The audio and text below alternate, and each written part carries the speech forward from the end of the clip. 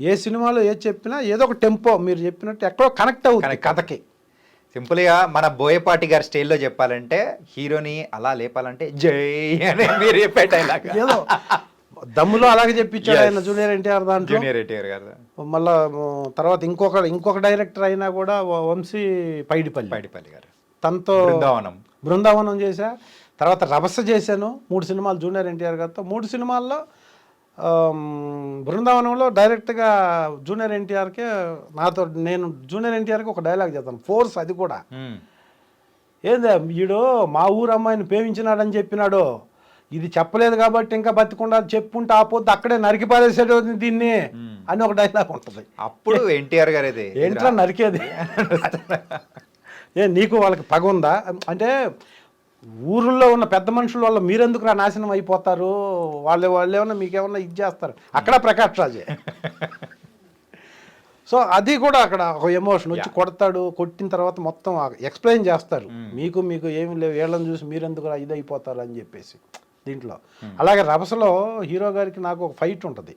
ఆ ఫైట్లో ఇలా వేస్తే గొడ్డలు నా చెవు దగ్గర నుంచి సప్మని వెళ్ళిపోద్ది. వెళ్ళినప్పుడు వెళ్తున్నప్పుడు వెళ్ళదు, అది లేదు సీజీలో చేసుకుంటారు. అది అక్కడ టేక్ అని ఆ డైరెక్టర్ విజిల్ వేసినప్పుడు ఆ ఎక్స్ప్రెషన్ ఇవ్వాలి, ఇక్కడి నుంచి పోయిందని. హీరో గారు చూస్తున్నప్పుడే టక్మన్ అని ఆ ఎక్స్ప్రెషన్ ఇస్తే పోయిందనేది, సూపర్ చేసావు ఆ ఎక్స్ప్రెషన్ అదిరిపోయింది అన్నాడు ఆయన. అప్పుడు కూడా అన్నాడు డైలాగ్ డిక్షన్ బాగుంది అని బృందావనంలో. అలాగా నాకు ఆయనతో కూడా అప్రిషియేషను. బట్ అసలు ఏది వన్ మోర్ చేయని హీరో అండి జూనియర్ ఎన్టీఆర్ గారు. అసలు నీకు ఎంత డైలాగ్ కానీ ఫైట్ కానీ డ్యాన్స్ కానీ ఎంత కంపోజిషన్ ఎంత టిపికల్గా ఉన్నా వచ్చి ఒకసారి చూస్తే టేక్ కానీ మ్యాక్సిమం 2 టేక్ ఉండదు. ఇంకా ఓకే ఏదో టెక్నికల్ ఇష్యూ వచ్చి కెమెరామెన్ బలవంతంగా వన్ మోర్ అంటే తప్ప అసలు ఆ మెమొరీ గాడ్ గ్రేస్ అది. ఈవెన్ ప్రకాష్ రాజ్ గారు కూడా ఆయన అంటే జూనియర్ ఎన్టీఆర్ గారితో టేకుల మీద టేకులు చేయించింది కేవలం రాజమౌళి గారేమో. ఆయనకు కూడా ఉండదండి, అంటే ఆయన బెటర్మెంట్ కోసమే అది. ఇంకా అసలు చెప్పింది ఒక టేక్లో ఓకే, అసలు ఇంకా అసలు నాట్ ఎటాలండి, ఇంకా దానికి అవుట్ ఆఫ్ క్వశ్చన్ డౌట్ లేకపోతే ఇదేమీ ఉండదు.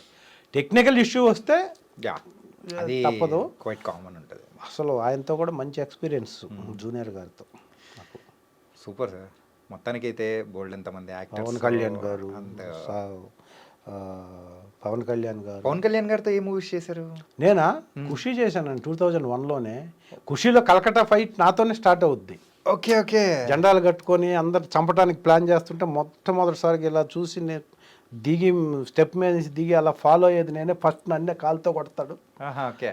అసలు ఆయన ఇప్పుడే గుర్తు, ఒకసారి కాలుతో కొట్టే షాట్ ఉన్న దానికి పిలిచి నాకు కింద పడేదానికి సేఫ్టీ మెజర్స్ చెప్పి, పడతావు కదా కరెక్ట్గా, చేస్తావు కదా కరెక్ట్గా, చేయకపోతే డూబ్ పెట్టుకుంటారు వాళ్ళు, కాన్ఫిడెంట్ కదా అని చెప్పి కొట్టక ముందు 2 సార్లు సారీ చెప్పి, కాలుతో కొట్టిన తర్వాత 2 సార్లు సారీ చెప్పి, ఏమనుకోవద్దమ్మా తగిలింది అలా. అంటే నా ఎదురున్నోళ్ళు కూడా పవన్ కళ్యాణే కదా, నేనెంతో అతను అంతే కదా అని ఫీల్ అయ్యి అంత జాగ్రత్తగా యాక్టింగ్ చేసే హీరో అండి. ఓకే. ఎప్పుడు 2001 అసలు నేను ఎవరో తెలియదు, ఫైటర్ అనుకుంటారు జనరల్గా. అయినా కూడా టచ్ అయిన తర్వాత కాల్ టచ్ అయిన దగ్గర మళ్ళీ హ్యాండ్ పెట్టి సారీ అమ్మా ఏం అనుకోవద్దని చెప్పి, అవసరమే లేదు కదా. ఒకవేళ ఎదురున్న ఆర్టిస్టు సేమ్ రేంజో లేకపోతే అసలు ఎవరో తెలియకుండా కూడా అంత అంత అంత సేఫ్టీ మెజర్స్, సేఫ్టీ చూసుకో నువ్వు చేయగలవా ఇంత. అప్పుడే తర్వాత నేను కాటమరాయుడు చేశాను, గబ్బర్ సింగ్ 2 చేశాను, 3 సినిమాలు ఆయనతో కూడా. ఓకే. మంచి హ్యూమన్ బీయింగ్ అండి బాగా. ఇప్పటి వరకు ఉన్న అందరు ఆర్టిస్టులు ఏ ఒక్క హీరో పేరు చెప్పినా కానీ వాళ్ళతో మినిమం ఒక 2 మూవీస్ అనే చేసే ఉంటారు మీరైతే. డెఫినెట్గా అట్లా మీ జర్నీ అనేది కూడా సాగిపోతూ వస్తుంది. అందుకే కదా మీరు అప్పుడు అన్ని చేయబట్టే ఇప్పుడు నేను తీసుకున్న డెసిషన్కి మీరు ఎందుకు పెద్ద హీరోలతో అని అడిగారు కదా ఇందాక. బ్రేక్ ఈవెంట్ తీసుకొని మళ్ళా అంటే సింహం ఒక అడుగు వెనక్కేసిందంటే మళ్ళీ 10 అడుగులు ముందుకేస్తుంది అన్నట్టుగా నేను మళ్ళీ ఒక 1-2 ఇయర్స్ తర్వాత నెక్స్ట్ లెవెల్ క్యారెక్టర్స్తో వాళ్ళతో కనపడాలనేది నా ఎయిమ్. దానికోసమే తీసుకున్న చిన్న డెసిషన్. అంతే. దానికోసం గ్రౌండ్ అనేది కూడా ప్రిపేర్ చేసుకున్నారు. తప్పో రైటో దేవుడి దయ వల్ల అది అలా సాఫ్ట్గా వెళ్ళిపోతే ఇంకొక లెవెల్ క్యారెక్టర్స్ అంటే చివరి వరకు నటించాలి, చివరి వరకు వచ్చిన క్యారెక్టర్ అలా చేసుకుంటూ వెళ్ళాలి అనేదే యాంబిషన్ అండి. ఇంకా వేరే ఏం కాదు. వేరే ఏదైనా చేయాలి, ఏదైనా చేసి అక్కడికి వెళ్ళాలి, ఇక్కడికి వెళ్ళాలి, అంత నథింగ్ అసలు.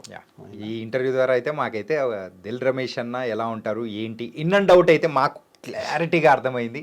నెక్స్ట్ ఏంటి ఫ్యూచర్ ప్లాన్స్ కానీ అంటే దేనికోసం మీ టార్గెట్ చేస్తున్నారు అనేది కూడా so we got an idea. So సినిమాలు తగ్గించారని ప్రేక్షకులు అనుకోవచ్చేమో కానీ లేదు, so this is what my plan అని మీరు చెప్పారు చూసారా. ఇలా వెనక్కి వచ్చాం, అలా ముందుకే ఫోర్స్ఫుల్ గా వెళ్ళడానికి. చాలా సినిమాలు ఇప్పుడు 10 సినిమాల పైన అండర్ ప్రొడక్షన్ లో జరుగుతున్నాయి సార్, చాలా మంచి క్యారెక్టర్లు. ఈ సందర్భంగా నేను మా పెద్ద డైరెక్టర్లకి ఇప్పుడు పదే పదే చెప్తున్నాను, అలాగే ఇప్పుడు నన్ను పెట్టి తీస్తున్న ఫస్ట్ సెకండ్ సినిమాలకు వస్తున్న యూత్ డైరెక్టర్స్, దాంట్లో భాగమే సురేష్ అని రాచరికం సినిమా. అదంటే వాళ్ళు చేశారు కాబట్టి పేరు చెప్తున్నా. ఇంకొక సినిమా ఇప్పుడు స్టార్ట్ అవ్వబోతుంది,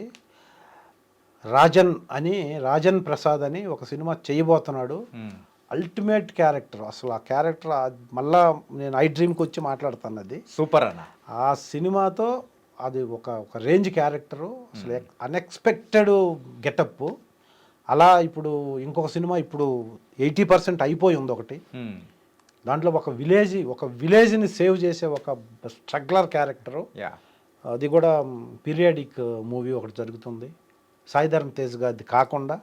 అలాగే ఇప్పుడు మన శ్రీ విష్ణు గారిది ఒకటి ఒక టెరిఫిక్ క్యారెక్టర్, అంటే ఒక లీడర్ క్యారెక్టర్ ఒకటి చేస్తున్నా. ఇలా ఇంకా భీమ్ భూమికి జై అని ఒక సినిమాలో ఒక ఆటవిక మనిషి, అంటే పచ్చి మాంసం తినే ఒక ఆటవిక మనిషి ఎలా ఉంటాడు ఒక విలేజ్లో, ఒక ఫారెస్ట్, ఒక విలేజ్కి దగ్గరలో ఉన్న ఫారెస్ట్లో అనేది ఒక ఎక్స్ట్రాడినరీ క్యారెక్టరు. ఇవన్నీ మనలో ఉన్న ఆర్టిస్ట్ని జనాలకి ఇంకొక కోణంలో పరిచయం చేయడానికి.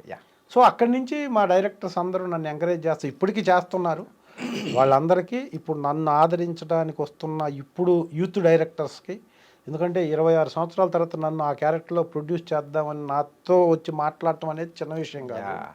సో వాళ్ళందరికీ పేరు పేరున నాకు ఈ క్యారెక్టర్ రావడానికి సినిమా ఇండస్ట్రీలో అప్పటి నుంచి ఇప్పటి వరకు ఉన్న ఆఫీస్ బాయ్ దగ్గర నుంచి అసిస్టెంట్ డైరెక్టర్ వరకు డైరెక్టర్ గారు అందరికీ పేరు పేరున మనస్ఫూర్తిగా నా మనస వాచ కర్మేణ శతదా సహస్రదా సర్వదా మీ అందరికీ కృతజ్ఞతలు ఈ సందర్భంగా. దానికైతే మీరు అనుకున్న నెక్స్ట్ బ్రేక్ ఇచ్చి ఇంకొక నెక్స్ట్ వేరే క్యారెక్టర్స్తోనే మమ్మల్ని మెప్పించాలని అనుకుంటున్నారు. దానికి really we are very happy, we are waiting from you. And ఇంకొకటి ఏంటంటే సర్వీస్ మోడల్లో కూడా ఇంకా మాకు సర్వీస్ చెయ్యాలి, ఒక మనిషిగా పుట్టిన తర్వాత చేస్తేనే మన లైఫ్ కూడా ఒక అర్థం పరమార్థం ఉంటుందని కూడా మీరు చెప్తున్నారు చూసారా. So very very nice. ఇంకా మీ దగ్గర నుంచి ఇంకా బోల్డన్ని రావాలి. సో మనస్ఫూర్తిగా అటు మూవీస్ సైడ్ నుంచి అయినా కానీ సర్వీస్ ఓరియంటెడ్ అయినా కానీ ఎవ్రీథింగ్. సో దిల్ రమేష్ అన్న నిజంగా దిల్ ఉన్న మనిషి అని కూడా, సో మీకు ఏ ముహూర్తాన వివి వినాయక్ గారు పెట్టారో కానీ సో ఈ ఇంటర్వ్యూ ద్వారా మాత్రం మాకు అర్థమైంది, మా ప్రేక్షకులకు కూడా అర్థమైంది. Really really thank you.